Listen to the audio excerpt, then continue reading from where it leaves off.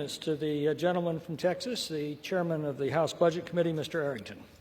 The gentleman is recognized. Thank you, Mr. Speaker. If those cities want the hard-earned tax dollars of our citizens, they need to respect our laws, our sovereignty, and the safety of the American people.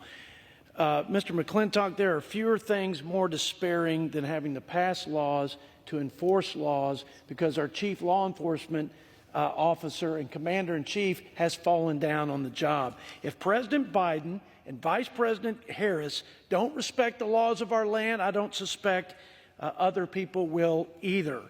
I rise in support of H.R. 5717, the No Bailout for Sanctuary Cities Act.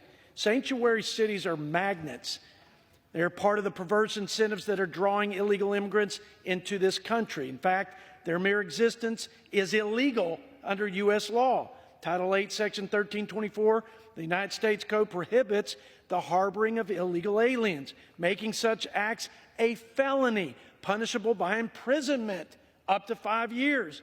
Other sections in Title 8 prohibit the local jurisdiction from withholding the immigration status of an individual from federal authorities.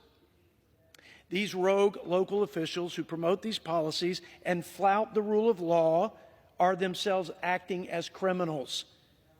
And they are a disgrace to our great country. And they should be impeached or prosecuted. These jurisdictions are sanctuaries for lawlessness, crime, and chaos that is a cancer pervading our country.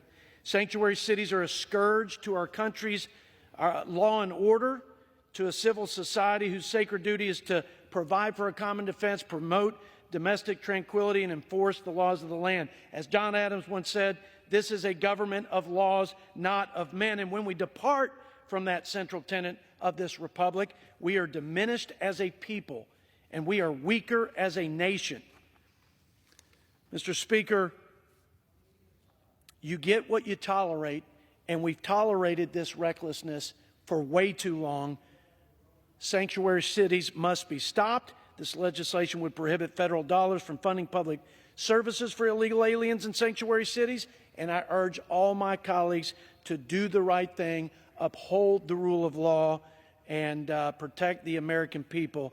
And I urge them to vote for 5717, and I yield back.